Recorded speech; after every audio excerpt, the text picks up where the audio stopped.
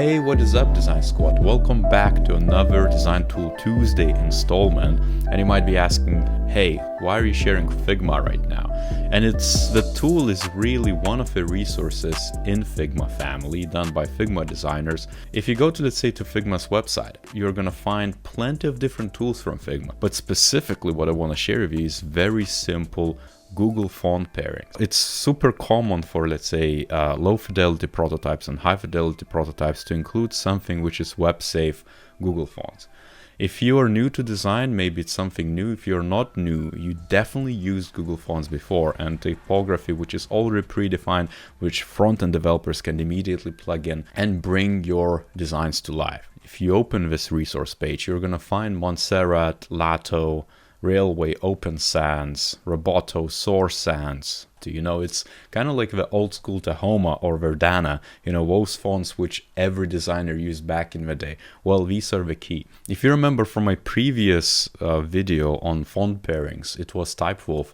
That was kind of like a pro version of pairing fonts. This is a beginner to advanced level of pairing of fonts because it's a simple set of predefined fonts which you can stitch together. If I would just pick one of the most common fonts, you're going to understand exactly what I'm waffling about. And it's going to be probably Roboto. And Roboto, as you know, it's used in material design, in, let's say, Android interfaces, in almost everything Google does.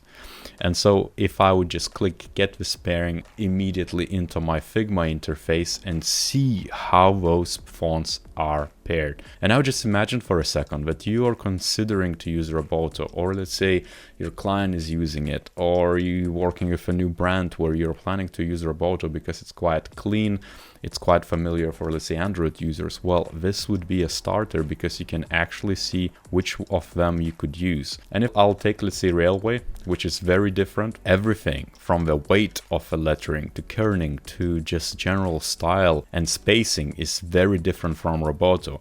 And so this card showcases an example exactly of how you could use it. For example, here are the few different branches of the same time phase. For example, bold Roboto, regular Roboto, bold Railway, and regular Railway. You get a specific example with the specific points and specificities to then drag into your designs and scale it. What I like the most about it is that it has this typesetting markers, or modules, I would say.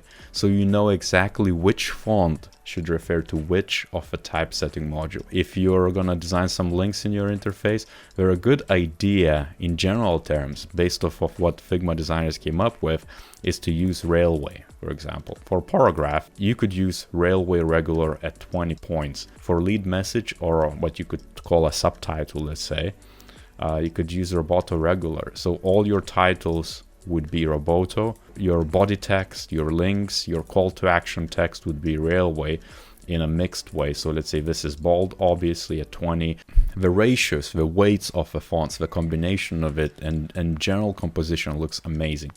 And now if we take something very different from that, for example, Rocket, you're basically combining a sans serif font with a serif font. Basically take Roboto as a headline. And that's because Roboto looks very good for those specific use cases. For example, for the body text, if you minimize the Roboto and let's say we would set it to 20, the legibility of it is very decreased. It wasn't designed to be very easy to read, let's say, or easy to pick up, easy to scan in small sizes. And so naturally, if you, let's say, design it for Roboto, just keep it in the big spaces.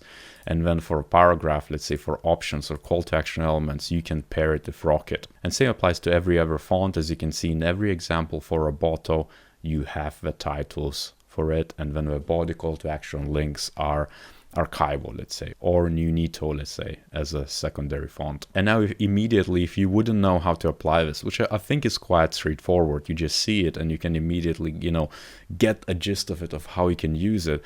They also come with instructions. So let's say you can change the fonts, you can use advanced type features, you can reuse the text styles. For example, if I would want to create this Nunito and Roboto mix, I could create a style, let's say, as a title font. As you can see, it's already there. But I could say that, let's say this is the key headline, then for that text element. So I end up with very basic set of atoms for text and then I can roll out it for any interface going forward and then morph it as I need to.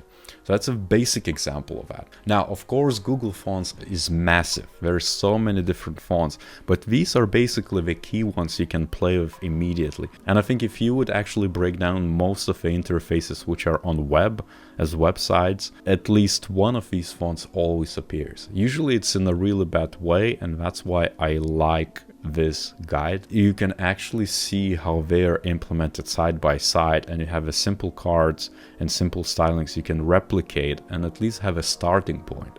And so if you're, let's say, a junior designer, this simple tool like this actually adds so much value that going forward your designs and your thinking how you combine the fonts are going to be much better. But be very careful not to get into the trap where you keep on reusing the same fonts again and again and again. So try to experiment, try to use different fonts for different purposes, and force yourself to get out of that templating mode or that way where you use again and again the same typefaces. So go ahead, check it out, and let me know down below what you think about it. If you like this video, give a like, of course, subscribe to this channel if you haven't done so, and until next time.